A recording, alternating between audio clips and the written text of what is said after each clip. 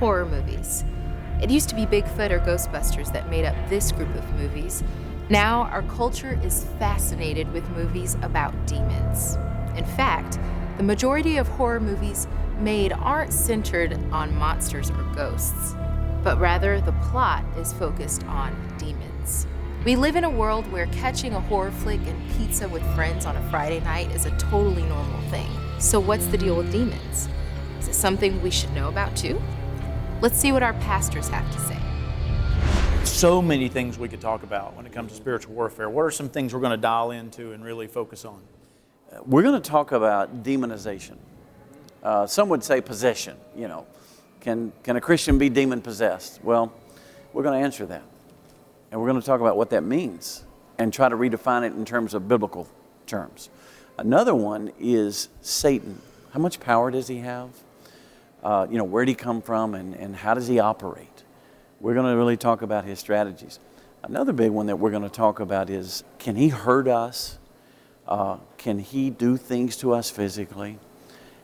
And then we're also, Jack, going to talk about there are ways he comes at us that obviously he doesn't have a pitchfork and horns. Yeah, almost in stealth mode. Exactly. In fact, he may look like that girl that works in the cubicle next to you. That's very tempting. In other words, he may come at us in subtle ways.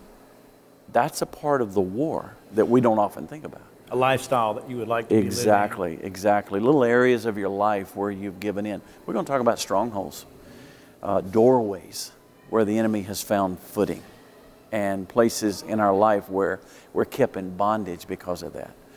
I'll tell you another thing. We're going to talk about the armor of God. Just what is it we can do? Paul gives us a great prayer to pray, actually, putting on the armor of God. What does that mean? What is the helmet of salvation about? The breastplate of righteousness.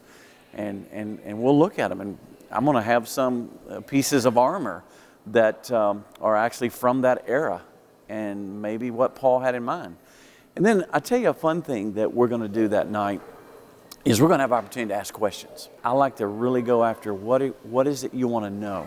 And so there'll be a chance for people to write down their question, and then we'll have segments where we answer. There'll be worship. There's going to be a time that we're just going to turn our thoughts and our focus on Him. Worship is one of the greatest weapons that God has given us. I invite you to join us Friday, August 8th, to our next Journey Night, where Pastor David will lead us in through an in-depth look at spiritual warfare. More details are in your bulletin, or go to firstorlando.com. I'm Lauren Irving, and that was your This Week's Need to Know. Thanks so much for joining us today.